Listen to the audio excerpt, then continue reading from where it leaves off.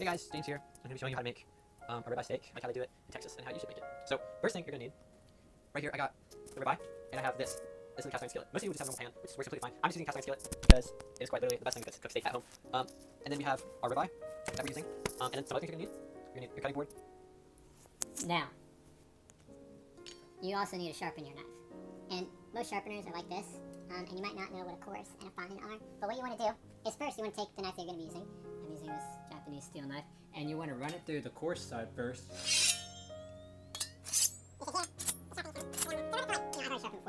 Run for maybe You get 2 minutes, and then after that, you want to rub it on the fine side for about just a few strokes, maybe 30 seconds. Now, the next step that you want to do is you want to take your olive oil. Make sure, since you're using this, it's going to be this one, and we're going to make sure this is on off, 0 temp. And we're going to take our olive oil, and we're just going to pour it right in the middle. That seems about enough.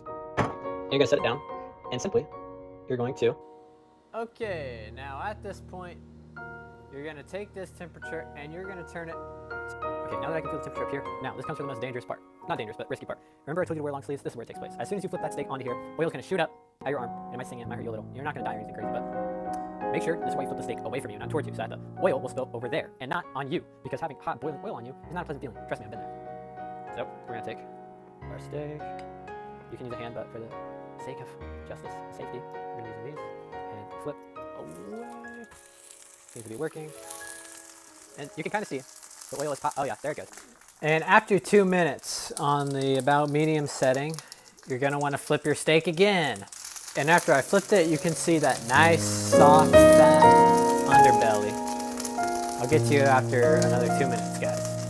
All right, I flipped it over again, and we're going to turn the temperature down just a little bit, and we're going to set our timer for 3 minutes. And since that timer is going, we are now going to get out our pepper, our seasoning, our salt, all the stuff that you want. And now we're just going to slowly add just a little bit. Now be very careful on the salt. You don't want to add too much salt or else it's going to suck. You can't get salt off. It sinks into the meat. So that seems about good enough. A little bit on the heavier side, but I like it salty. You might want to do a little bit less. Now just a little bit of the seasoning that I got that I really like.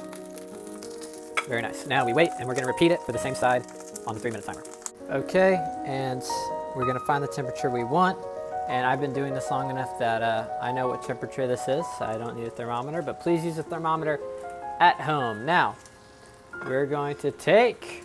And now you just want to let it cool for 2-3 minutes. You know, get your temp check in. Make sure it's all fine. If it's not working, put it... Now remember why we sharpened our knife in the beginning? It's because this is very important. We're going to make our primary incision on the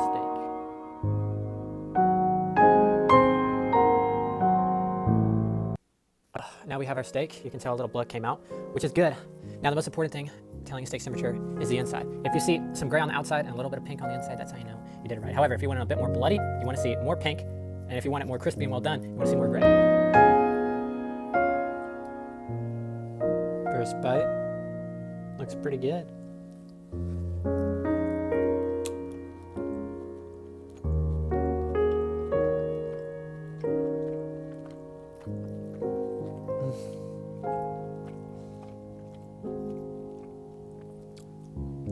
Not my finest work,